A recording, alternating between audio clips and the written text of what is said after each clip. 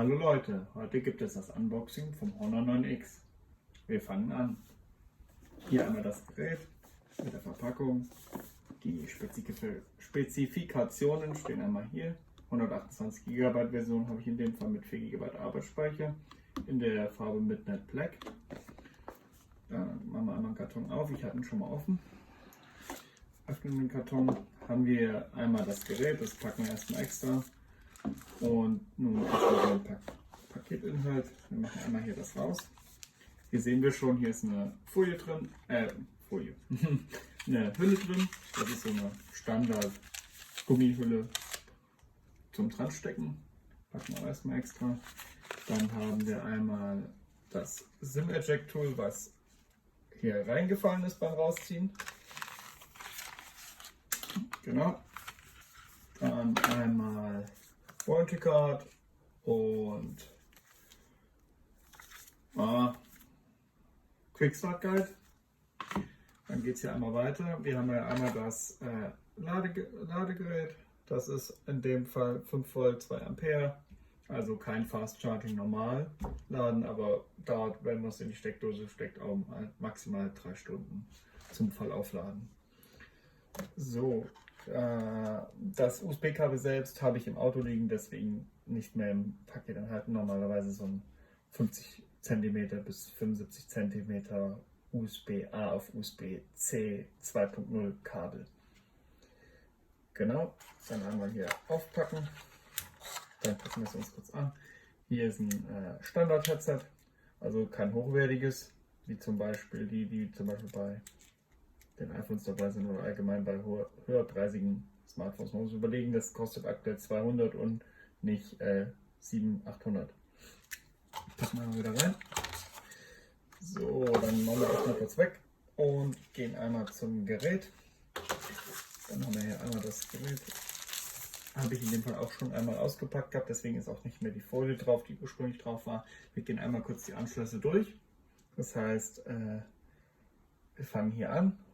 Wir haben einmal die Lautstärkewippe und hier einmal den An- und Ausschalter. Ist ein bisschen schwierig zu erkennen, primär weil es halt schwarz ist. Das blaue Gerät war in meinem Fall gerade nicht greifbar.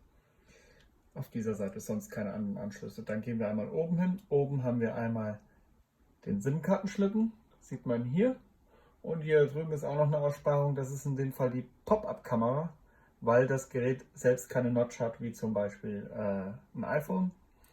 Und deswegen gibt es die Pop-Up-Kamera, die zeige ich euch gleich nochmal, wie die aussieht bzw. wie die funktioniert. So, oben sonst nichts mehr.